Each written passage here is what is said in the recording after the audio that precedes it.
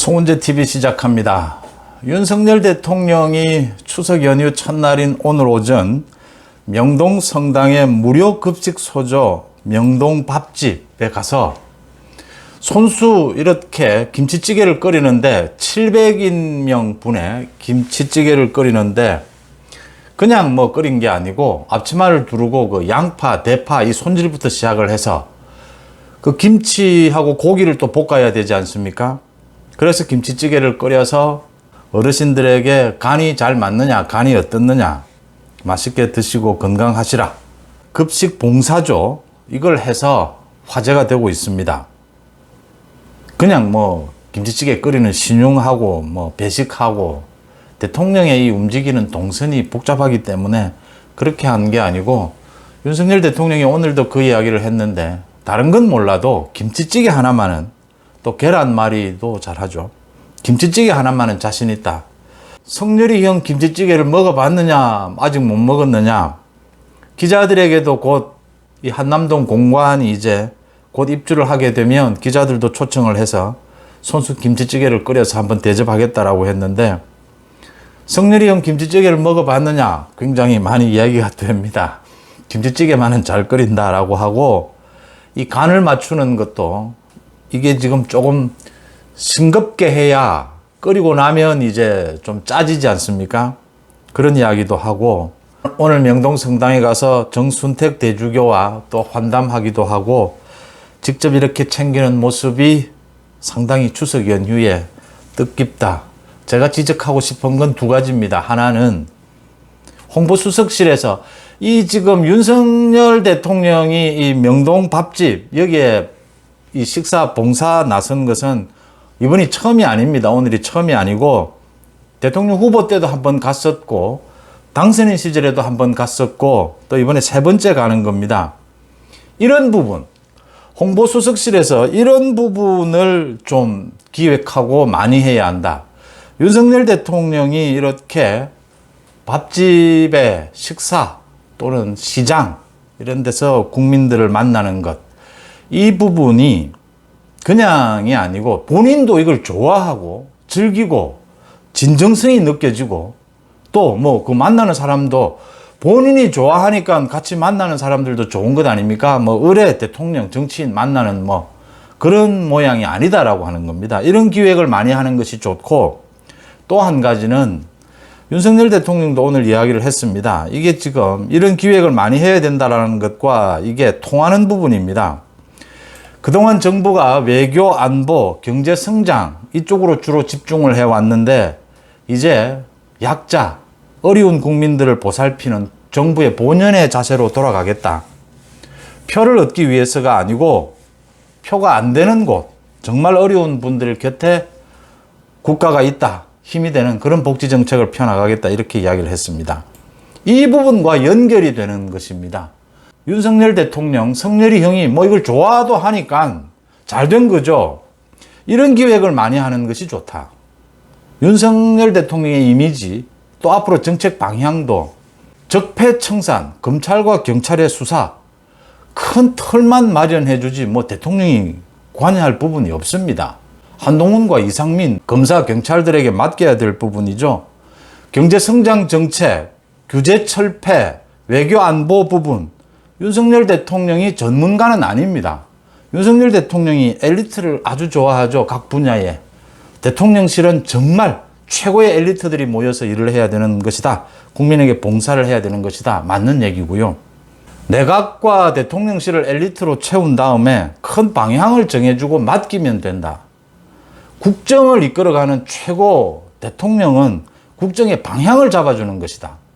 그 국정의 방향을 잡는 쪽에 지금 이 시점에서 윤석열 정부, 윤석열 대통령은 코로나로 인해서 양극화, 어려워진 사람들이 많은데 이 어려운 사람들에 대한 복지, 이 부분에 무게중심을 실어야 한다. 대통령이 바라보는 지점이 어느 쪽이냐에 따라서 당, 정, 대 모두가 움직이게 되는 것이거든요. 그래서 대통령이 어디를 쳐다보느냐 가장 중요하다. 약자에 대한 복지, 거기에 맞추고 홍보도 윤석열 대통령의 이미지, 홍보도 이쪽에 맞추는 것이 맞다.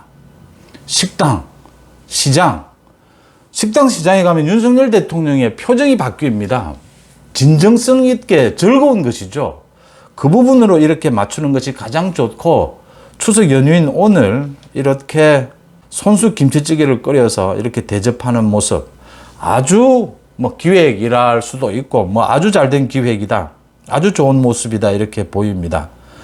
저도 이 김치찌개를 가끔 끓여보는 적이 있는데 이게 참 맛이 2% 부족합니다. 언제나 뭔가 모르게, 그러니까 뭐 고기도 볶아 넣고 김치도 볶아 넣고 이렇게 하지만, 그래서 결국 마지막에는 그 조미료를 좀 몸에 안 좋다라고 하는 그 조미료를 조금 넣어야 맛이 어우러지는데, 윤석열 대통령은 김치찌개를 잘 끓인다라는 것 참 부러운 부분입니다. 또 뭐 자신도 굉장히 자랑을 합니다.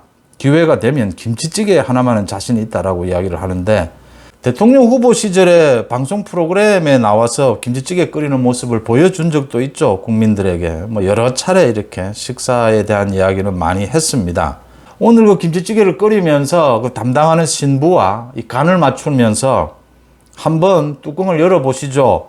김치가 이렇게 조금 풀어져야지 한 20분 끓여야 되지 않겠습니까? 이 굉장히 전문적인 것이지 않습니까?